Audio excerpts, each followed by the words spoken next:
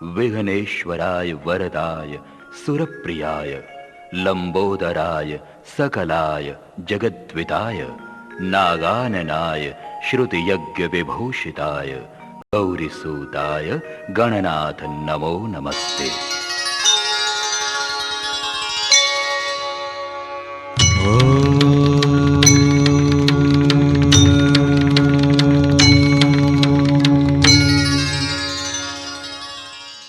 नहीं होता है तब तक हम ब्रह्म स्वरूप नहीं हो सकते, गुरु के समान नहीं हो सकते। यही बात को सावधान करने के लिए भगवान शिव जी पार्वती को समझा रहे हैं कि हे पार्वती, शिवे क्रुद्धे गुरुस्त्राता, शिवे क्रुद्धे गुरुस्त्राता गुरु क्रुद्धे शिवो नहीं, तस्मात् सर्व प्रयत्नेन श्री गुरु शरणं व्रजे।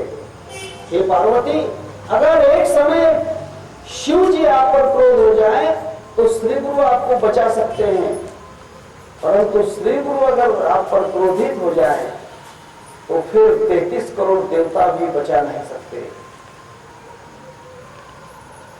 ये क्यों कहा है? क्योंकि गुरु का हमारे अंदर डर होना चाहिए।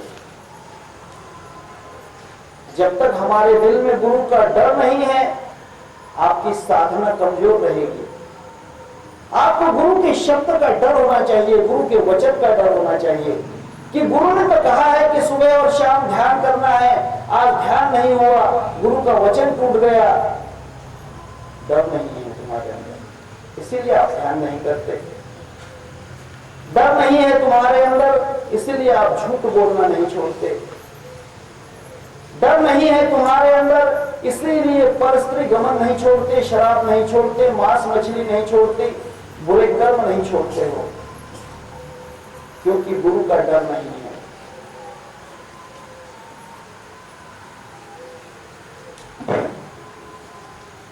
जब तक डर नहीं है तब तक उसमें सामर्थ्य नहीं आएगा।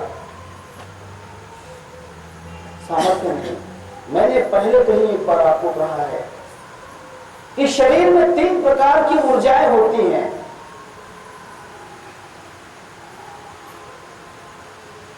एक सामान्य शक्ति होती है ऊर्जा, दूसरी मध्यम होती है और तीसरी तीव्र होती है, अंत्य ऊर्जा होती है। आपको किसी ने कह दिया कि यहां से टावर तक आपको चलकर जाना है, आप सामान्य शक्ति से चलोगे, धीरे धीरे चलोगे। किसी ने आपको कह दिया कि यहां से टावर तक तो जाना है, परंतु टावर के पास जो गाड़ी है वो 5 बजे छूट जाती है, इसीलिए आपको 5 बजे तक पहुंचना है। आप थोड़ा जल्दी जल्दी चलोगे, मध्यम ऊर्जा से चलोगे, मध्यम शक्ति से चलोगे। लेकिन जिस रास्ते से आप चल रहे हो, उसी रास्ते से आपके पीछे कहीं कुत्ता या शेर लग जाए तो आप 4 जो शक्ति है, 4 टके की पावर से, अर्थात चतुर्थ शक्ति से,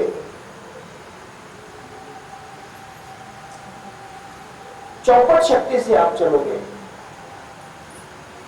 इतनी आपकी दौड़ हो जाएगी जितना आप खुद की ताकत से, खुद की इच्छा से नहीं चल रहे थे, वहां गाड़ी के डर के कारण चल रहे हो। गाड़ी से भी ज्यादा डर जो है अपनी प्राण को बचाने का डर है, प्राणों को बचाने का डर है।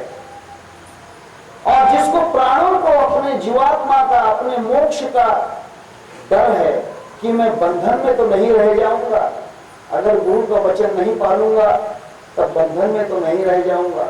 जिसको अपने जान की पड़ी है वह गुरु से डरेगा, जिसको अपनी नहीं पड़ी है वह गुरु से नहीं डरेगा। इसीलिए गुरु की लगन बड़ी कठिन है। तो कबीरदास एक जगह कहते हैं, लगन लगे बिन काज न सरिए, कार्य पूरा नहीं होगा। लगन लगे बिन काज न सरिए, जीव परले तर जाए।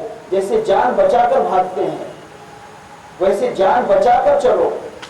अपने प्राणों को बचाने के लिए पीछे शेर लग गए, आप कितने स्पीड में भागोगे? क्योंकि पीछे शेर का डर है।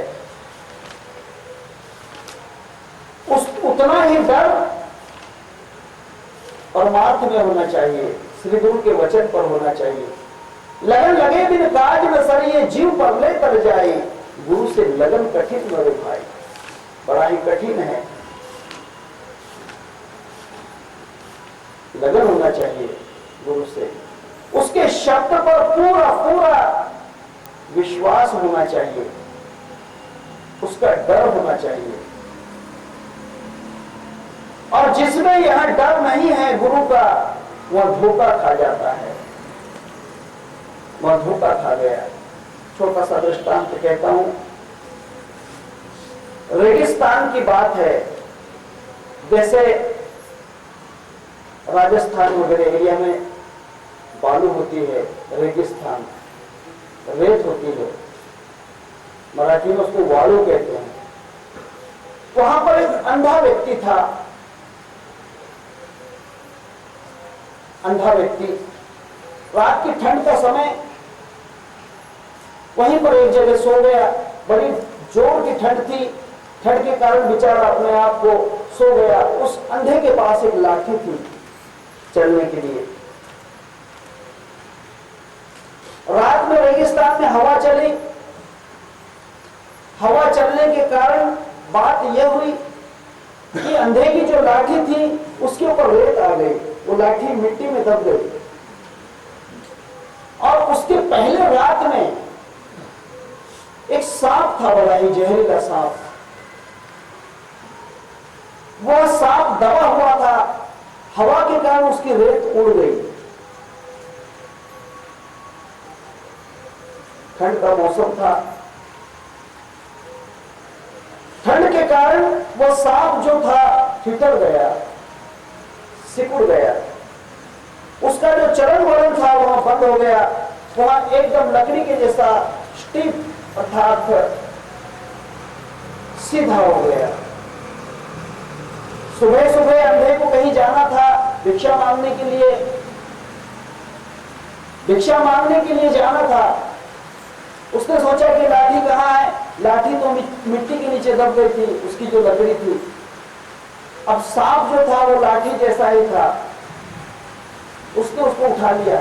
दूसरा एक आंखों वाला बैठा हुआ था, उसने कहा कि भाई छोड़ छोड़, अरे वो लाठी नहीं, वो सांप है, वो सांप है। अंधे ने कहा किसे बना रहे हो? अरे ये लाठी है, देखते नहीं कितनी चिकनी लाठी है। सीधा सांप था। उसने कहा कि भाई जरा डर समझ, अरे मर जाएगा तू, समझ,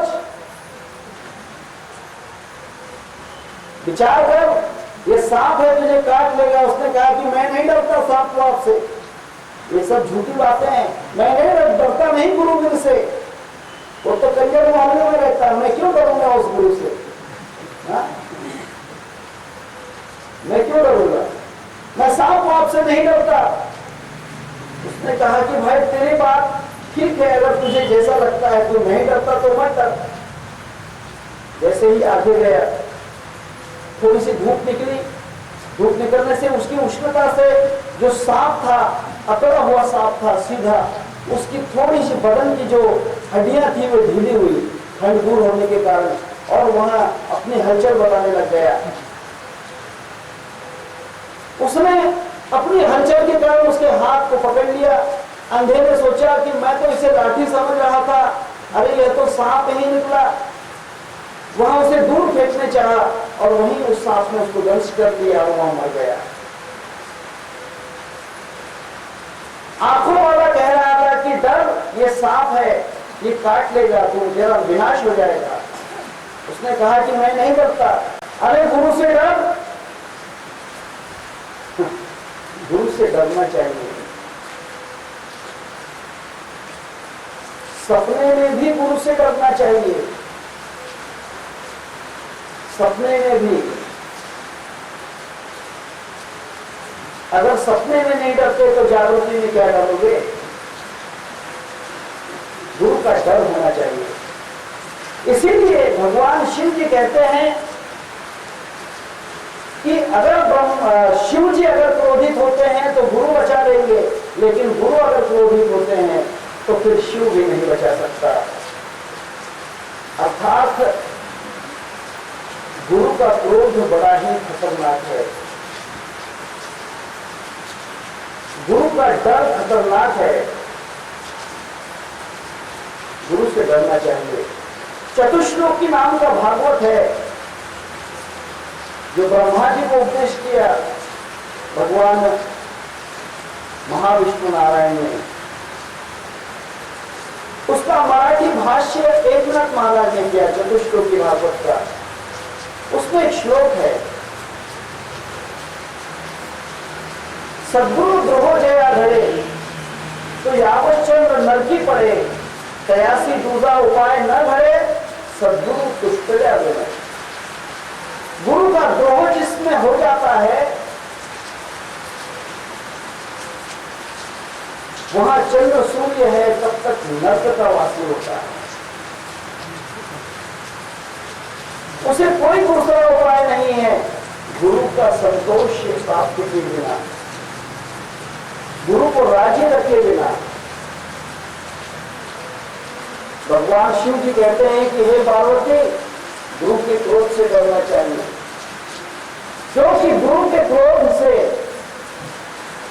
ब्रह्मा विष्णु महेश यम लोग आदि भी डरते हैं। दासबोध नाम के ग्रंथ में एक जगह लिखा है, एक जगह लिखा है कि गुरु की इतनी ताकत है कि देवातीत वहां पर डरते हैं। रामदास स्वामी कहते हैं, रामदास स्वामी जी कहते हैं दासबोध नाम के ग्रंथ में, मराठी में है, सद्गुरुचे नाव ऐकता कानी यम काळ कापती दोन्ही, ब्रह्मा विष्णु रुद्र तिन्ही कर जोड़ून तिष्ठती। गुरु का नाम सुनते ही यम जो है, काल का मतलब समय, यम का मतलब मृत्यु, यम और यह समय जो है कांपने लगता है। ब्रह्मा विष्णु महेश हाथ जोड़कर खड़े हो जाते हैं। कितना सामर्थ्य है श्री गुरु में, श्री गुरु में इतना सामर्थ्य है, आपको पता नहीं होगा। भगवान श्री कृष्ण अपने गुरु से इतने डरते थे कि गुरु ने जो आज्ञा दी वहां करने के लिए उन्होंने स्वतः नग्न तक हो गए। दुर्वास मुनि उनके गुरु थे, दुर्वास को उन्होंने अपना गुरु माना था। एक दिन दुर्वास मुनि ने कहा कि हे कृष्ण, मेरी इच्छा है तुम्हारी द्वारका घूमना चाहता हूँ, सोने की द्वारका है, स्वर्ण द्वारका है, मैं घूमना चाहता हूँ। कृष्ण ने कहा कि प्रभु जी यह द्वारका तो आपकी ही है, चलिए आपको द्वारका घुमा देता हूँ, द्वारका का पूर्ण परिभ्रमण मैं आपको करवा देता हूँ। उसने कहा कि कृष्ण, मैं द्वारका देखना चाहता हूँ, परंतु ऐसे नहीं, मैं रथ पर द्वारका का दर्शन करूंगा। स्वामी जी ये रथ सब आपके ही हैं, चलिए रथ पर बैठते हैं। उसने कहा कि कृष्ण, रथ के ऊपर मैं बैठूंगा और रथ को आप खींचेंगे। प्रभु जी मैं तो खींचने के लिए तैयार हूं। रथ एक घोड़े से नहीं चलेगा, इसलिए तुम्हारी पत्नी जो है रुक्मिणी, उसे भी रथ खींचना ही होगा। उसने कहा कि ठीक है, परंतु हे कृष्ण एक बात याद रखना, जैसे घोड़े कपड़े नहीं पहनते हैं, घोड़े कपड़े नहीं पहनते, उसी तरह से तुम्हें और तुम्हारी पत्नी रुक्मिणी को नग्न होकर इस पूरी द्वारका में इस रथ को खींचना होगा। दूसरा शिष्य होता तो वो कहता कि नहीं नहीं महाराज, ये तो बहुत मुश्किल है, यह तो बात कठिन है, ये तो हो ही नहीं सकता। मैंने आज से 6 साल पहले, 6 या 7 साल पहले एक शिष्य को चौकीदार बनने के लिए कहा था। शायद वो 2 घंटे चौकीदार रहा, 2 घंटे तक। 2 घंटे के बाद कहा कि महाराज जी मुझे फूलों की माला बेचना है, मुझे माला बनाना है, अब मैं चौकीदार में कहिए उठाओ तुम्हारे कपड़े। मैंने कहा बस हो गया हो गया बस, ये बात है।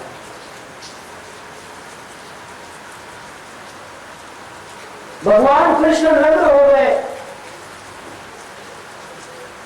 रुक्मिणी माता भी नग्न हुई, रथ को खींचते रहे, पूरे द्वारका का परिभ्रमण किया। ये गुरु का डर है।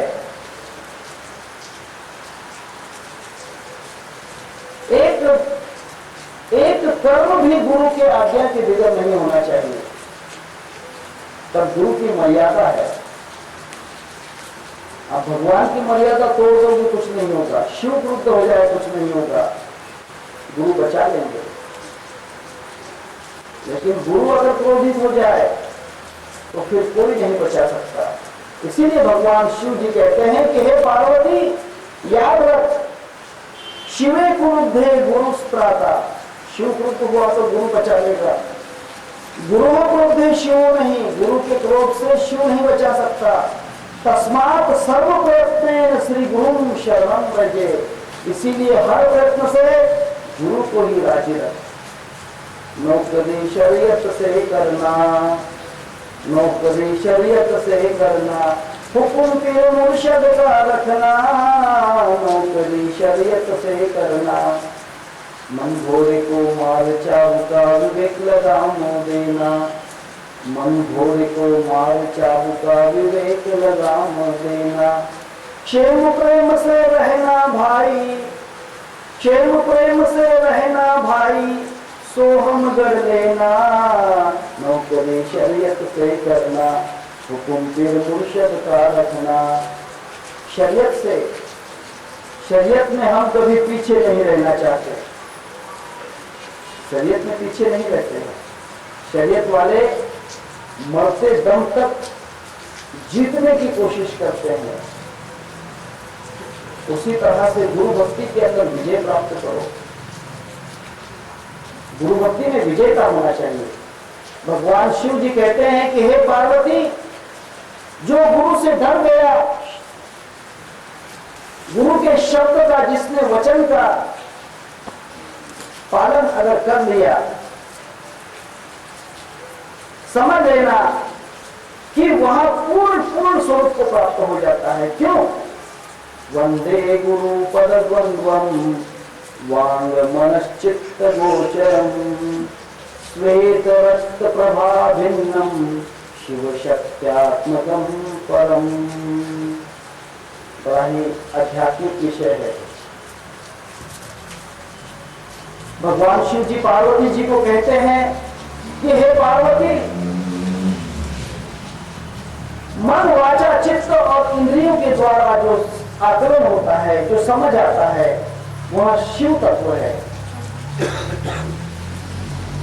वहां श्वेत रंग का दिखता है, उसका प्रकाश सफेद होता है। और जो शक्ति तत्व है वह लाल रंग दिखाई देता है। आप ध्यान कभी करते होंगे तो ध्यान में आपको 4 रंग दिखाई देंगे, ऊपर लाल, बीच सफेद, अंदर कृष्ण समाये, होली खेलो नींद से तब आवागमन मिट जाए। ऊपर लाल रंग दिखाई देगा, माया का रंग है। बीच सफेद, उसके अंदर सफेद रंग शिव तत्व है। उसके अंदर काला रंग दिखाई देगा, जीव भाव है। और उसमें नीला रंग दिखाई देगा आपको, ब्रह्म तत्व है। संत तुकाराम महाराज बड़ा ही अच्छा वर्णन करते हैं। तुराय होले बांधुनी घर आत राहे विश्वंभर, तुरा एवढे बिंदुळे त्यात त्रिभुवन को दाटले, हरिहराची या मूर्ति बिंदु ल्यात उठी जाती, उसको नील बिंदु कहते हैं। यह नील बिंदु जो है, इसकी प्रभा, इसकी ज्योति, इसका दर्शन आपको कभी कभी हो सकता है। ध्यान करने वाले को रास्ते में चलते हुए नीले रंग के एक बिंदु आपको दिखाई देंगे। आप कभी ध्यान करते होंगे तो दिन में सूरज का प्रकाश है, उसके अंदर भी नीले रंग के जो बिंदु है वो चमकते हुए दिखाई देंगे। ध्यान में तो दिखाई देते ही हैं। आंखें खोलकर भी दिखाई देते हैं। रूपी दृष्टि भाई पहता न समाये, कोई प्राची नहीं काय करो। कविता पर अच्छा वर्णन करते हैं। वह नीला रंग जो है वो बैंगनी रंग है। बैंगनी रंग नीले रंग को कहते हैं। बैंगनी रंग होता है, बैंगन रंग होता है, नीला रंग, हल्का नीला रंग, बैंगन जैसा। यह जो रंग है इसका वर्णन कबीरदास कहते हैं कि मैं गुरु के चरणों में गया और मुझे रंग प्राप्त हुआ। क्या बैंगन बिजली चमकी साधो, बड़ी मौज गुरु घर की। क्या बैंगन बिजली चमकी साधो, बड़ी मौज गुरु घर की। काल पीली सफेद नीली,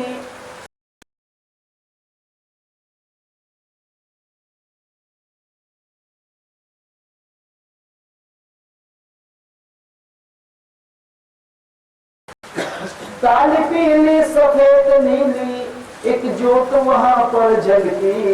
क्या बैंगन बिजली चमकी साधो, बड़ी मौज गुरु घर की। क्या बैंगन बिजली चमकी साधो, बड़ी मौज गुरु घर की। एक नीले रंग का प्रकाश मुझे दिखाई देने लग गया। बड़ी मौज निर्माण हो जाती है। वह नीला प्रकाश जो है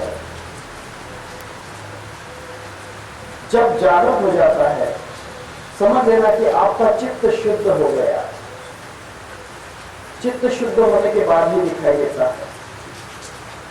तब भगवान शिव जी कहते हैं कि हे पार्वती, वाचा मन चित्त और इंद्रियों से आकलन होने वाला यह शिव तत्व सफेद रंग का दिखाई देता है, और जो शक्ति तत्व है, माया का तत्व है, वह लाल रंग का दिखाई देता है।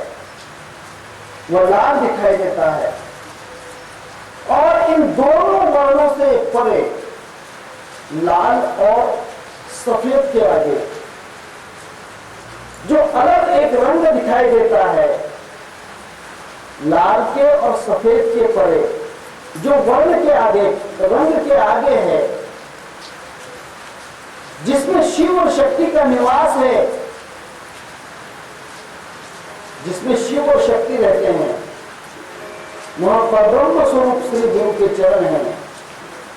वह तद्रूप अवस्था है जो सफेद और लाल के परे, ऊपर लाल बीच सफेद, अंदर कृष्ण समाये, होली खेलो नींद से तब आवागमन मिल जाए। यह अवस्था जरा समझ में आना आपके मुश्किल है, क्योंकि शिव तत्व और माया तत्व के पार जब आप निकल जाते हो, तब परब्रह्म का स्वरूप आपको आभासित होता है। इसे लोग साक्षात्कार कहते हैं, अनुभव कहते हैं। इसे अनुभव कहते हैं, साक्षात्कार कहते हैं। लेकिन साक्षात्कार या अनुभव के परे जो चले जाते हैं, वे स्वयं नील हो जाते हैं, अर्थात कृष्ण के परे निकल जाते हैं। काले रंग के भी परे चले जाते हैं, कृष्ण के परे निकल जाते हैं। वहां नील स्वरूप हो जाते हैं, और उस नील स्वरूप में यह शिव और शक्ति रहती है, अर्थात शिव शक्ति आप में ही है, वहां आपके अंदर रहती है। वहां गुरु के चरण युगल है। ये अनुभव की बात है, शब्दों से नहीं समझ में आएगा। जब आपको सफेद रंग, लाल रंग दिखाई देगा, उसके परे एक काले रंग का पर्दा आएगा, काले रंग का। कोई साधक मेरे पास बताने के लिए आए थे, चौधरी हैं, उन्होंने मुझे बताया था एक बार, महाराज मैं जब ध्यान करता हूं तो मेरे ऊपर प्रकाश की एक बहुत बड़ी एक तेज पुंज आता है, और ऐसा लगता है कि पूरा सुबह हो गया, दिन हो गया, पूरे दिन का उजाला है। बहुत अच्छी बात है। उस उजाले के अंदर मुझे कहीं एक काले रंग का पुरुष दिखाई देता है, उसे ही काल पुरुष कहते हैं कबीरदास। काल पुरुष है, उस काल पुरुष के परे आपका स्वरूप है।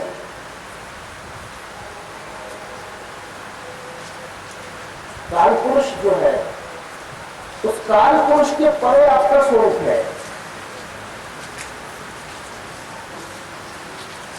कभी बता रहे थे कि वहां पर काले रंग का एक पुतले के जैसा आकार है। ज्ञानेश्वर महाराज ने बहुत जगह कहा है, ज्ञानेश्वर महाराज ने बहुत जगह बताया है। तब वह जो काल पुरुष है, उस काल पुरुष के साक्षी आप रहते हैं, अर्थात उसके दर्शन आप करते हो। इसीलिए वो काल पुरुष ब्रह्म नहीं है, उसको देखने वाला ब्रह्म है, उसको जानने वाला ब्रह्म है। जिस भी चीज को जाना जाता है, जिस भी चीज का अनुभव लिया जाता है, वहां आप नहीं है। इमली का स्वाद लिया जाए तो इमली आप नहीं, फूलों का सुगंध लिया जाए तो सुगंध आप नहीं। उस सुगंध लेने वाले, स्वाद लेने वाले, दृश्य देखने वाले आप न्यारे हो, आप न्यारे हो। इसी को चौरस्ता कहते हैं, इसी को चौघड़ा कहते हैं। इसमें अगर आप उस काले पुरुष में आप समा गए तो समझिए कि उल्टे आ गए, अर्थात आप उल्टे आ गए। और वह काल पुरुष आप में समा गया तो समझ लेना कि आप विशाल विराट हो गए, आप पूर्ण हो गए। पूर्णस्य पूर्णमादाय पूर्णमेवावशिष्यते। वहां आप में समा जाना चाहिए। वह आपके अंदर जब समा जाता है तब आप पूर्ण हो जाते हैं।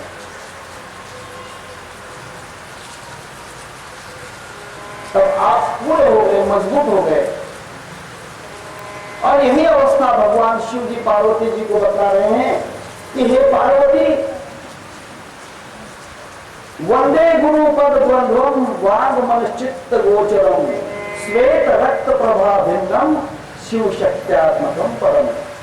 वह शिव शक्ति के भी परम तत्व है, उसके भी आगे वहां परम श्रेष्ठ ऐसा गुरु का चरण युगल है, उसको मैं वंदन करता हूं। अब वह चरण युगल कैसा है, ये सब अध्यात्म की बातें हैं। यह सिद्धांत है। यह सिद्धांत अगर आप जानोगे तो ब्रह्मांड पुराण के अंदर भी आपको मिल सकता है, ब्रह्मांड पुराण अगर पढ़ोगे तो। दूसरा, लघु कौमुदी सिद्धांत नाम का एक अच्छा ग्रंथ है, लघु कौमुदी सिद्धांत, उसके अंदर भी आपको मिल जाएगा। और इसका जो सिद्धांत है वेदों के अंदर तो है ही है। अगर खोज करोगे तो उपनिषद में भी मिल जाएगा, उपनिषद में भी यह सिद्धांत आपको मिल जाएगा। अब ये सिद्धांत क्या है, थोड़ा समझना है। गुकारं च गुणातीतं रूकारं रूपवर्जितं गुणातीत स्वरूपं रूपं च योगत्यात् सगुरो स्मृताः। गुणातीत स्वरूपम च, गुणातीत जो स्वरूप है वहां गुरु है। अब देखिए बड़ी कठिन बात है, समझ में बहुत जल्दी नहीं आएगी। गुरु शब्द का जो पहला वर्णाक्षर है गु, वहां गुणातीत अवस्था बताता है, गुणातीत। और रू यहां जो है रूपातीत अवस्था बताता है, रूप के परे की बात है। अब गुण के परे गए तो ब्रह्म स्वरूप ही है, भावातीतम त्रिगुण रहितम। त्रिगुण के रहित, जहां त्रिगुण नहीं है वहां पर कौन है, परब्रह्म ही है। सद्गुरु तम नमामि। अब जहां पर गुण नहीं है, सगुण निर्गुण गुणाचे अगुण हरिगुण मन व्यर्थ जाए, अव्यक्त निराकार नहीं जाकार जेठुनि चराचर हरि से भजे। हरिपाठ तो बड़ा ही अच्छा लिखा है। सगुण निर्गुण गुणाचे अगुण हरिगुण मन व्यर्थ जाए। सगुण, निर्गुण और गुणों का अगुण, अर्थात गुणातीत अवस्था जो है, गुणातीत जो अवस्था है, वहां गुरु का शब्द जो है, गुरु नाम, उसका पहला अक्षर गु है। अब गुणातीत अवस्था किसे कहते हैं? और वर्णातीत अर्थात रूपातीत अवस्था, जहां रूप भी नहीं है, रूप के परे की अवस्था, यह जो अवस्था है, इसके परे गुरु तत्व है।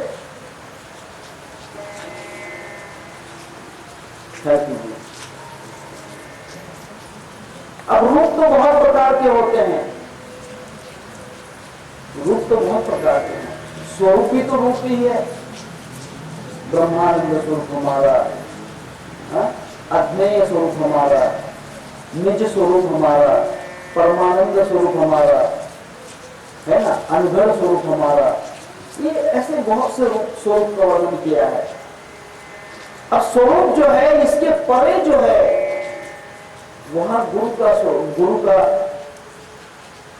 की अवस्था है, जो स्वरूप के भी परे है। गुणातीत और स्वरूप के परे, गुणों के भी परे। गुरु में गुण नहीं होते हैं, अर्थात तीनों गुण नहीं होते, और चौथा जो अगुण है वह भी नहीं होता। अगुण भी गुण है, निर्गुण भी गुण है। निर्गुण अवस्था भी गुण ही अवस्था है। आप कहोगे कि कैसे निर्गुण को गुण कहते हो?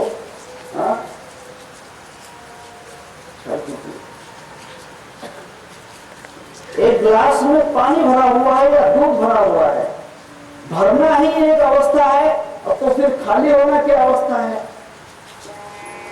ठीक है, सो जाना एक अवस्था है, तो जागना क्या है? अवस्था ही है। जन्म लेना अवस्था है, तो मर जाना क्या है? अवस्था ही है। गुण नहीं, गुण है यह अवस्था है, तो गुणातीत क्या है? अवस्था ही है। सगुण यह अवस्था है, तो निर्गुण क्या है? अवस्था ही है। गुण, निर्गुण भी गुण ही है। जिसमें रजोगुण, तमोगुण, सत्वगुण नहीं है, ऐसा इसमें गुण है। निर्गुण नहीं, सगुण नहीं, रजोगुण नहीं, ऐसा जो गुण है वह उसमें नहीं है, इसलिए उसको निर्गुण कहते हैं। रजतम सत्व जिसके नहीं है अंदर, गुणातीत अवस्था वह भी जिसमें नहीं है, अर्थात निर्गुण के भी परे, निर्गुण भी उसमें नहीं, क्योंकि निर्गुण भी भगवान का गुण ही है, और गुण के परे ही वह है। फिर स्वरूप के परे कैसे हो सकता है? यह बात बहुत कठिन है समझने में। स्वरूप का मतलब परमात्मा तत्व। देखिए, स्वरूप अवस्था किसे कहते हैं?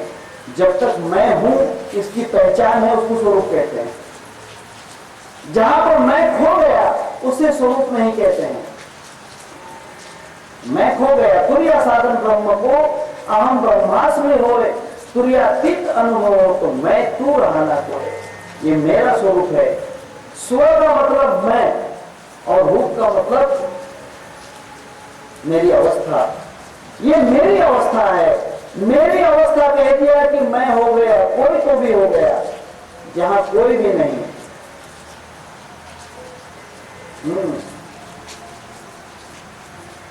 गुरु नहीं, चेला नहीं, मुरीद ना हो पीर। गुरु नहीं, चेला नहीं, मुरीद ना हो पीर। एक नहीं, दो नहीं, दिल में दास कबीर। एक कहो तो है नहीं, दो कहो तो गार। एक भी नहीं है। भगवान को एक कैसे कहते हो? कि आप सुनकर आए हो कि भगवान एक है? एक कहो तो है नहीं, और दो कहो तो गार। कहे कबीर सुन भाई साधो, पंडित करो विचार। इसीलिए वह एक भी नहीं है और दो भी नहीं है। वह शून्य भी नहीं है, शून्य भी स्वरूप है। क्योंकि शून्य भी अवस्था है। हमारा बेहद में स्थान, आसन है शून्य शिखर में। तो शून्य में बैठा है, इसका मतलब अवस्था शून्य के अंदर है। इसका मतलब शून्य भी मिथ्या है, शून्य भी नहीं। वहां शून्य कहां से आएगा? कहते हैं ना, महाशून्य कमल कैलाश में एक जति पुरुष होता है, एक जति पुरुष होता है। शून्य में हो रहा है, इसका मतलब यह है कि कोई तो भी जगह है, और बदलाने के लिए जो जगह है तो उस जगह को जानने वाला है। इसका मतलब द्वैत है, शून्य भी द्वैत है, शून्य में भी द्वैत है। इसीलिए वहां शून्य भी नहीं, वहां शून्य होता ही नहीं है। शून्य शून्य करता फिर शून्य पदार्थ कौन? कभी शून्य हो गए नहीं, शून्य जानता जो वो शून्य में रहता ही नहीं है, शून्य का संबंध ही नहीं रखता है। जो शून्य को जान गया वह शून्य नहीं होगा। जो ब्रह्म को जान गया वहां ब्रह्म भी नहीं होता है। कापुराची वाती उजळली ज्योति खाईच समाप्ति झाली जैसे, वो खत्म हो जाती है, वही खत्म हो जाती है, वहां शून्य भी नहीं रहती है। इसीलिए गुरु का स्वरूप जो है वहां स्वरूप के परे है। स्वरूप जो है, ये मत समझना कि मेरा जो स्वरूप है ये मेरा गुरु है, नहीं, बिल्कुल नहीं। स्वरूप के परे गुरु है, क्योंकि स्वरूप में तो तू रह रहा है। स्वरूप, मैं अनगढ़ हूं, मैं अनभिज्ञ हूं, मैं अज्ञेय हूं, मैं निज स्वरूप हूं, वगैरह वगैरह, उसके अंदर तो तू रह रहा है। जहां तू है वहां गुरु कहां है? जहां तू है वहां गुरु नहीं है। गुरु था तब मैं नहीं, मैं हूं तब गुरु ना आए। कबीरा एक नगरी दो राजा कहां समाए। जहां पर मैं हूं, स्वरूप है, वहां पर गुरु नहीं है, और जहां पर गुरु है वहां स्वरूप वगैरह कुछ भी नहीं। इसी को रामदास स्वामी कहते हैं,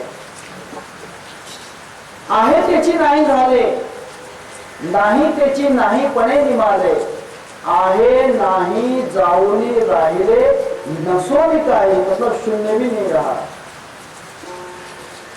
शून्य भी नहीं रहा। जो शून्य के पार निकल गया, स्वरूप के भी पार निकल गया। स्वरूप भी द्वैत है, स्वरूप में मैं है। इसीलिए गुरु तत्व जो है स्वरूप के भी आगे है। भगवान शिव जी कहते हैं पार्वती को कि हे पार्वती गुणारम च गुणातीतम। गुरु का जो गु अक्षर है यह गुणातीत है। तो गुणारम रूप वर्जित, उसमें रूप नहीं रहता है, स्वरूप नहीं रहता है। गुणातीत स्वरूपम च यो दत्यात् स गुरु स्मृतः। इसीलिए जो स्वरूप है उसके भी परे जो मुक्त, परम मुक्त देने वाला, वह गुरु का स्वरूप है। परम मुक्तता है, परम मुक्त अवस्था है।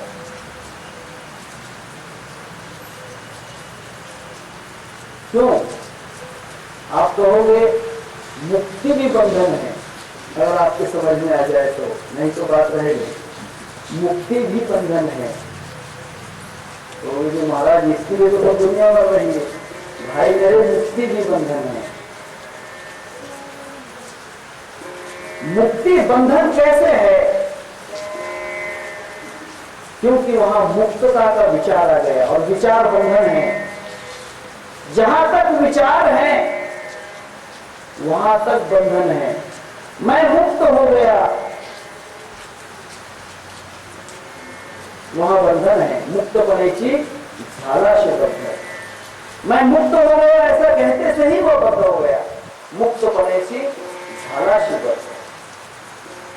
मैं मुक्त हो गया, मैं मुक्त हो गया, वो बन गया, वो अपने आप बन गया। मुक्त होना भी बंधन ही है। वह बंधन है।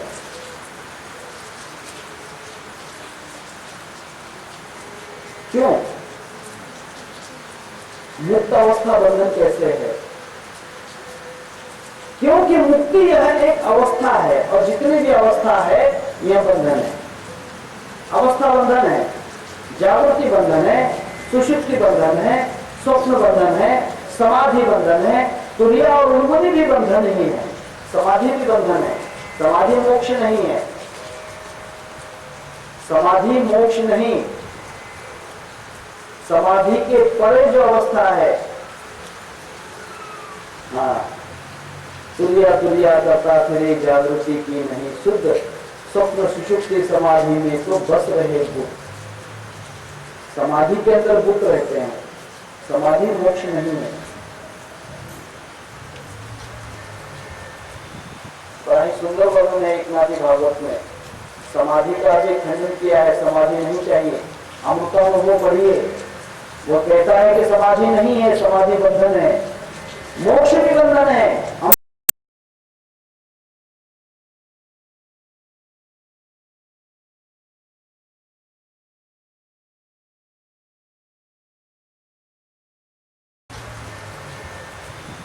बड़ा ही सुंदर वर्णन है एकनाथी भागवत में, समाधि का भी खंडन किया है, समाधि नहीं चाहिए।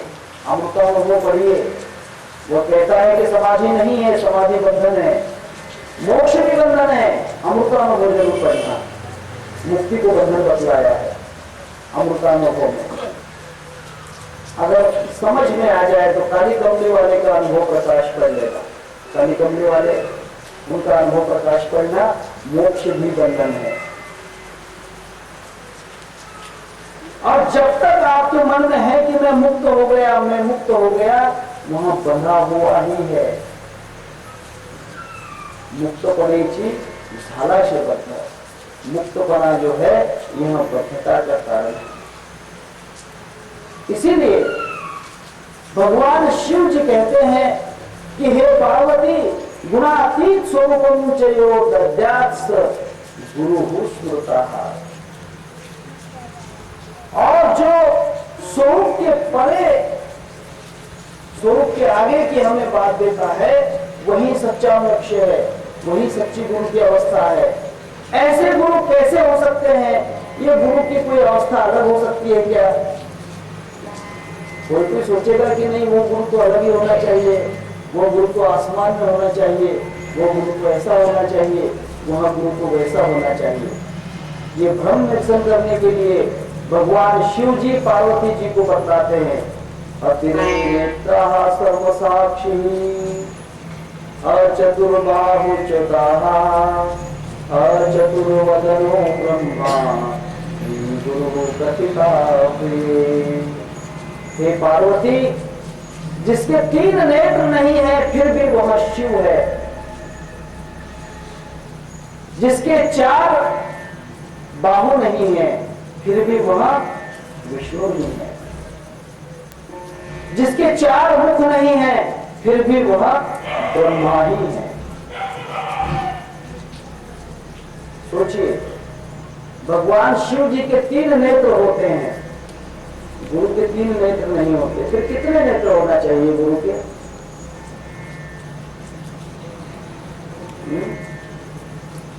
गुरु के नेत्र कितने हो सकते हैं?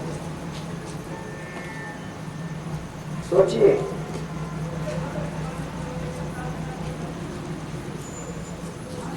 गुरु के जो नेत्र हैं, अद्वैत दृष्टि होती है, गुरु का एक नेत्र होता है, अद्वैत दृष्टि, अद्वैत दृष्टि होती है, वहां 2 नहीं होते, द्वैत दृष्टि नहीं होती। गुरु का एक नेत्र है,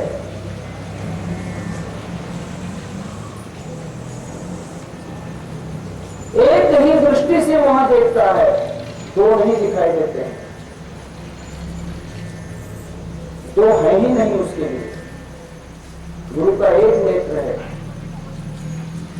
जिस गुरु में 2 दिखाई दे रहे हैं, समझ लेना कि वहां गुरु ही नहीं है, वहां ब्रह्मनिष्ठ नहीं है। ब्रह्मनिष्ठ गुरु को 2 नहीं दिखाई देंगे, क्योंकि उसकी दृष्टि एक हो गई, उसकी दृष्टि एक हो गई। फिर वहां पर 2 कहां दिखाई देंगे? वहां अद्वैत अवस्था में चला जाता है, जहां 2 नहीं है। फिर कहते हैं कि चतुर्बाहु, जिसके 4 हाथ नहीं होते हैं फिर भी वहां विष्णु है। विष्णु के 4 हाथ तो होते हैं, इसलिए वो चतुर्बाहु विष्णु है। फिर गुरु के कितने हाथ हो सकते हैं?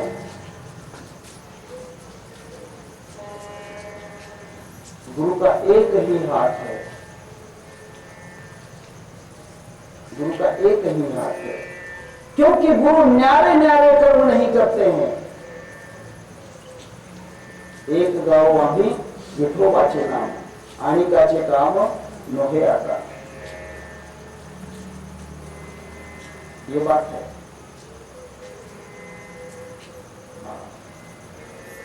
गुरु जी मैं तो एक निरंजन ध्यान, मैं 2 नहीं ध्या सकता हूं।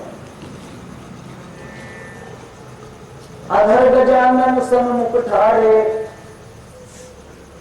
अधर गजानन सन्मुख ठारे, चरण में शीश नमाऊं। गुरु जी मैं तो एक निरंजन ध्याऊं, एक ही मैं ध्याता हूं, 2 नहीं, क्योंकि मेरा कर्म एक ही है।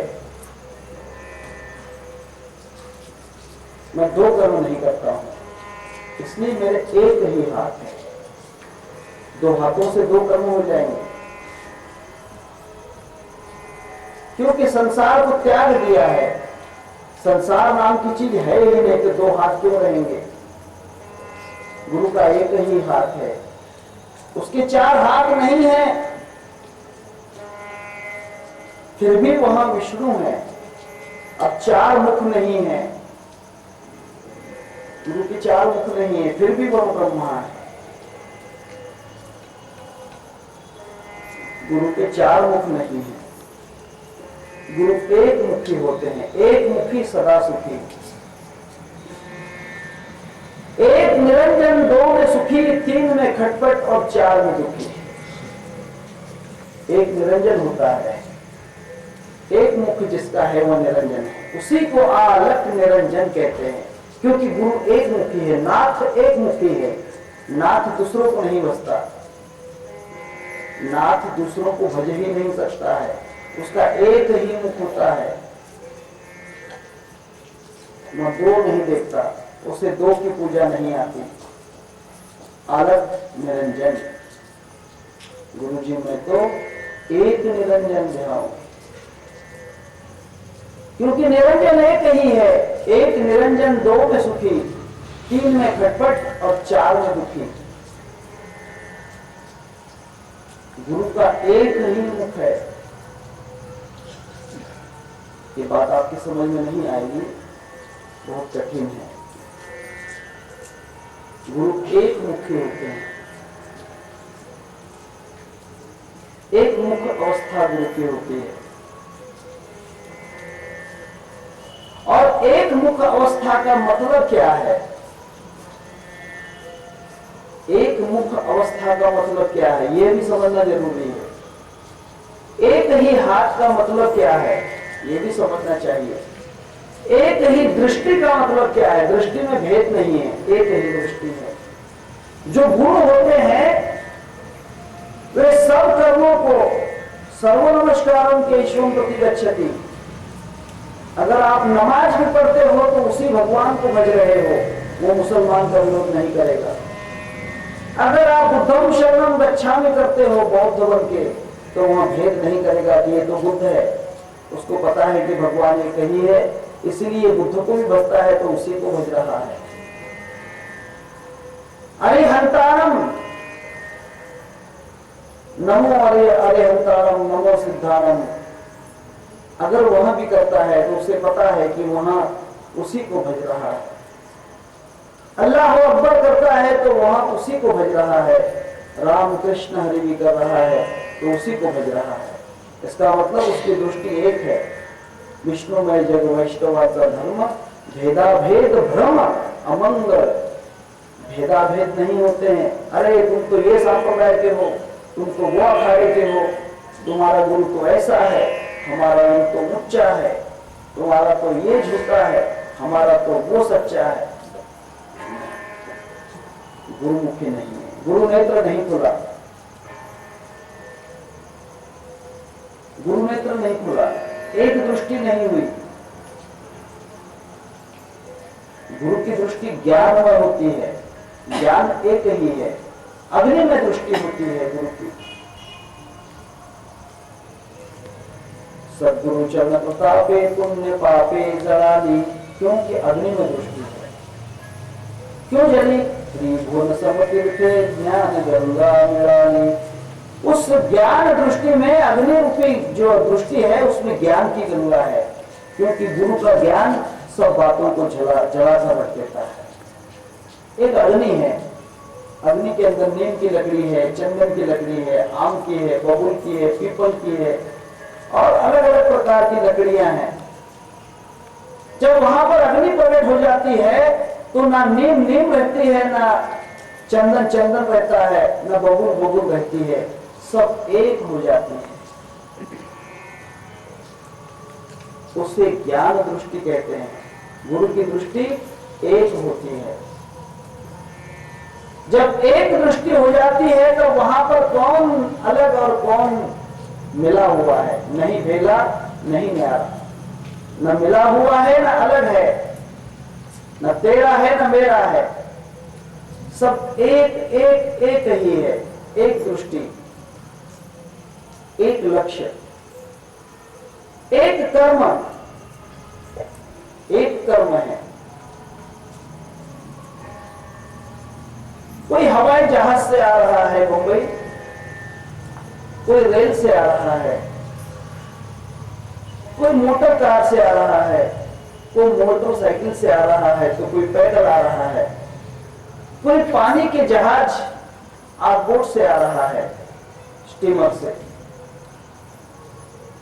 उनके आने के तरीके अलग अलग हो सकते हैं। आसमान से आने वाला, पैदल चलने वाला, रेल से आने वाला, स्टीमर से आने वाला, मोटर गाड़ी से आने वाला, इनके आने के ढंग अलग हो सकते हैं, परंतु जाने का कर्म एक ही है। बंबई की तरफ जाने का कर्म एक ही है। बंबई सबकी एक ही दिशा है, बंबई की तरफ आ रहे हैं। हिंदू नमाज के जरिए आ रहा है,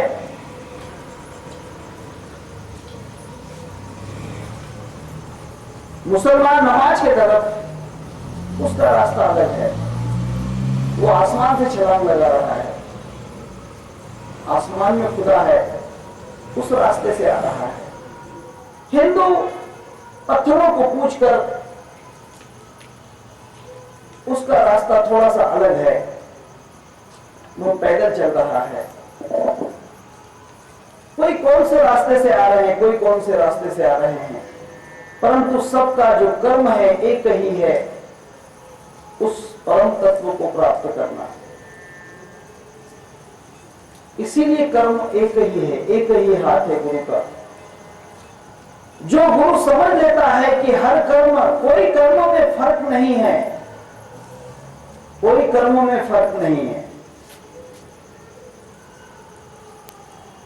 कोई चीज में फर्क नहीं दिखता है, कोई कर्मों में फर्क नहीं दिखता है, और गुरु के लिए सभी कर्म एक जैसे होते हैं।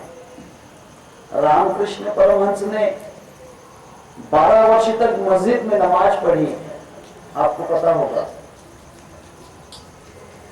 विवेकानंद जी ने भी 12 वर्ष नमाज पढ़ी, मैंने भी 4 साल पढ़ी,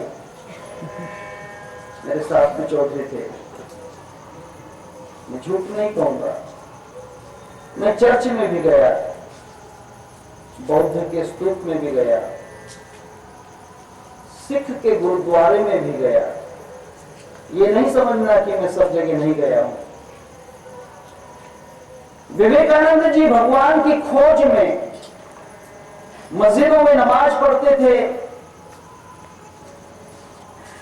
पहुंच नहीं हो सकी, रास्ता था लेकिन पहुंच नहीं सके। फिर बुद्ध में गए, जैन में गए, पारसी रामकृष्ण परमहंस के पास गए। ये मत समझना कि वहां रास्ता झूठा था, रास्ता बिल्कुल सच्चा था। सिर्फ चलने में कमजोरी हो गई, चलना पूरा नहीं हो सका, चलना पूरा नहीं हो सका। इसीलिए थोड़ा रेल से चल लिया, थोड़ा हवाई जहाज से प्रवास कर लिया, थोड़ा मोटर गाड़ी से, और थोड़ा पैदल चलना पड़ा। हाँ? अमेरिका से अंडमान निकोबार तक हवाई जहाज से आया, अंडमान निकोबार से फिर मोटर में आया, जो स्टीम इंजन होते हैं, जहाज, पानी के जहाज, उसमें आया। बंबई उतरा, फिर बंबई से रेल पकड़ ली, भुसावल आ गया, अमेरिका से आ रहा है, अंडमान निकोबार तक आ गया, फिर वहां से जहाज में निकला, भुसावल तक आ गया, फिर भी अजंता नहीं मिला, फिर अजंता बस में चला गया। बस भी अजंता तक गई, लेकिन अजंता की गुफाओं में नहीं गई, इसीलिए पैदल चलना पड़ा, पैदल चलना पड़ा। अमेरिका से आने वाली जो हवाई जहाज थी, वह सिर्फ डायरेक्ट अजंता के अंदर तो नहीं चली गई। अंडमान निकोबार से निकलने वाली जहाज थी, वह सीधी कहीं अजंता के अंदर तो नहीं चली गई। बंबई से निकलने वाली रेल थी, कहीं सीधी अजंता में तो नहीं गई। भुसावल से निकलने वाली बस कहीं सीधी अजंता में तो नहीं चलेगी। कुछ पैदल का प्रवास है, कुछ हवाई जहाज का है। आखिर जब प्रवास खुद के चलने पर आ जाता है, रामकृष्ण ने उसे कहा कि बेटा, तू यहां तक पहुंच गया है, लेकिन खुद नहीं चला। तू इस्लाम के ऊपर बैठकर चल रहा था, बौद्ध पर बैठकर चल रहा था, क्रिश्चियन पर बैठकर चल रहा था, जैन पर बैठकर चल रहा था। ये संसार के जितने भी धर्म वाले लोग हैं, वे वो धर्म के व्हीकल पर बैठकर चल रहे हैं, उसके वाहन पर चल रहे हैं, खुद नहीं चलते हैं। जब तक खुद नहीं चलोगे, नहीं। अब हे विवेकानंद, तुझे खुद चलना है, तब तू उस दिल की गुफा में प्रवेश करेगा। तुझे खुद चलना है। हे गुरुदेव, मैं कैसे खुद चलूं? उसने कहा कि सब वाहन छोड़ दे, मुसल्ला छोड़, तस्बीह तोड़, किताबें डाल पानी में, वजू का तोड़ दे, पूजा शराबे शौक पीता जा। हमेशा का हमेशा पी, न गफलत से रहो एकदम, पकड़ दस्त फरिश्तों का तो गुलाम उनका कहता जा। अगर है शौक मिलने का तो हरदम लौ लगाता जा, जलाकर खुद नुमाई को भस्म तन पे रमाता जा।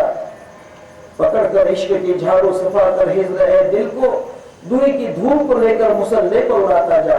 इसके लिए ना तुझे जैन बनना है, ना हिंदू, ना मुसलमान, ना क्रिश्चियन, ना पारसी, कुछ नहीं। न हो मुल्ला, न हो बम्मन, कोई धर्म की आवश्यकता नहीं है। न हो मुल्ला, न हो बम्मन, दुही की छोड़कर पूजा, हुक्म है शाह कलंदर का, अनल हक तू कहाता जा। सोहम, अनल हक का मतलब सोहम, वह मैं हूं। मंसूर मस्ताना हक मैंने दिल में पहचाना, यही मस्तों का मैं खाना, इसी के बीच आता जा। इसके लिए ना हिंदू है, न हिंदू, न मुसलमान, न क्रिश्चियन, न पारसी, कुछ नहीं। धर्म की बेड़ियां टूट जाएंगी, एक कर्म हो जाएगा। आपके दिल में ठेस लगेगी, महाराज धर्म छुड़ा रहे हैं। नहीं, जब तक आप खुद के ऊपर नहीं चलोगे, सीधे अंदर प्रवेश नहीं करोगे। किसी वाहन में जाओगे तो वाहन आपको रास्ते तक ले जाएगा, परंतु बाहर छोड़ देगा। साइकिल पर बैठ कर भी जाओगे तो साइकिल घर में नहीं जाएगी, साइकिल को बाहर छोड़ना पड़ेगा जब घर में प्रवेश करोगे। मोटर गाड़ी है, मोटरसाइकिल है, उस पर भी प्रवास करके जाओगे, मकान तक पहुंचोगे, लेकिन मकान के भीतर नहीं जा सकते। कोई भी धर्म से दिल तक पहुंच सकते हो, दिल के अंदर नहीं जा सकते। आई बात समझ में? दिल के अंदर नहीं, उसके लिए यह सब बाहर छोड़ना पड़ता है। इसीलिए उसे एक कर्म, गुरु सब ये छुड़ा देते हैं, बाहर कर देते हैं। न हो मुल्ला, न हो बम्मन, दुई की छोड़कर पूजा, हुक्म है शाह कलंदर का, अनल हक तू कहाता जा। कहे मंसूर मस्ताना, हक मैंने दिल में पहचाना, गुफा तो वही थी, यही मस्तों का मैं खाना, इसी के बीच आता जा। अगर है शौक मिलने का तो हरदम लौ लगाता जा। और यह बात है, गुरु के 4 मुख नहीं है, ब्रह्मा जी जैसे वह एक मुखी है, मुख एक है। हम एक मुख से एक ही वस्तु ग्रहण कर सकते हैं, 2 मुख से नहीं।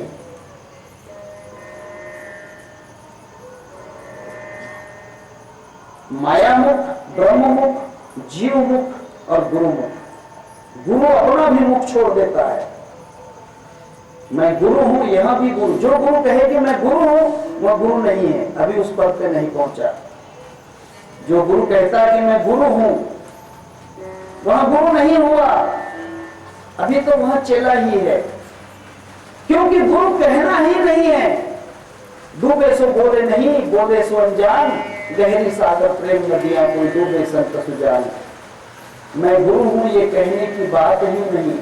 जो जाने अपने आप को हो चुका क्यों बकता है। शंकरदास जी कहते हैं, अरे भाई जब तू जानता है कि मैं गुरु हूं तो क्यों कहता है कि मैं गुरु हूं। जो जाने अपने आप को हो चुका क्यों बकता है। शंकरदास कहते हैं कि बकने की जरूरत है क्यों। जब तू गुरु ही है तो बकता क्यों है। इसका मतलब 4 मुख नहीं है, गुरु के 1 मुख है, कहने की नहीं है। हाँ, वही अवस्था श्री गुरु की होती है, गुरु पद की वही अवस्था होती है। और इसमें आप जब प्रवेश करोगे, एक कर्म रहेगा, एक दृष्टि रहेगी, एक मुख रहेगा। वही अवस्था आपके मूल स्वरूप की है, मूल अवस्था है, और वही अवस्था आपके आना चाहिए। सद्गुरुनाथ महाराज की जय। हरे राम राम राम हरे हरे, हरे कृष्ण कृष्ण कृष्ण हरे हरे, हरे राम राम राम हरे हरे, हरे कृष्ण कृष्ण कृष्ण हरे हरे, हरे राम राम राम हरे हरे, हरे कृष्ण कृष्ण